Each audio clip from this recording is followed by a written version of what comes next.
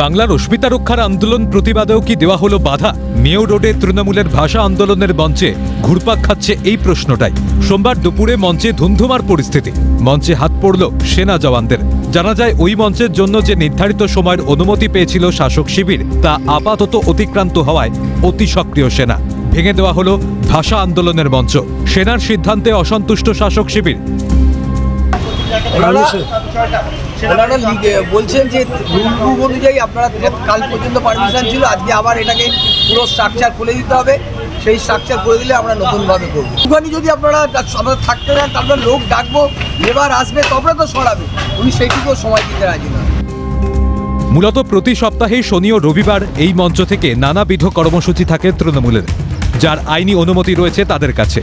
কিন্তু শনিবার রবিবার কর্মসূচির অনুমতি রয়েছে, আর বাকি 5 দিন কেন এই মঞ্চ রাখা হবে প্রশ্ন তুলেছেন সেনা আধিকারিকরা। এদিন মঞ্চ খোলার সময় ঘটনাস্থলে উপস্থিত ছিলেন পোর্ট উইলিয়ামের উচ্চপদস্থ আধিকারিকরা। কথা বলেন ডিসি সাউথ প্রিয়ব্রত রায়। এলাকার শান্তি শৃঙ্খলা বজায় রাখার আশ্বাস পুলিশ কর্তার।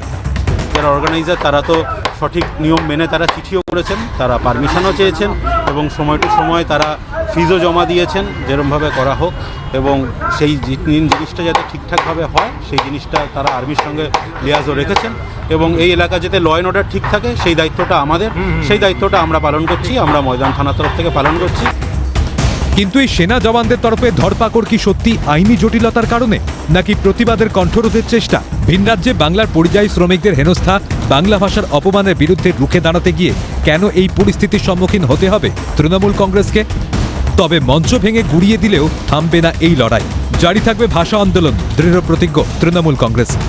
ক্যামেরায় অপূর্ব দেবনাথ, জ্যাকি সিং, পুষ্পা দেবনাথ ও গোপাল সেনের সঙ্গে খালিদ জামাল, বিপ্লব চক্রবর্তী ও শুভজিৎ দে ও রেশমি দাসের রিপোর্ট, ক্যালকাটা নিউজ।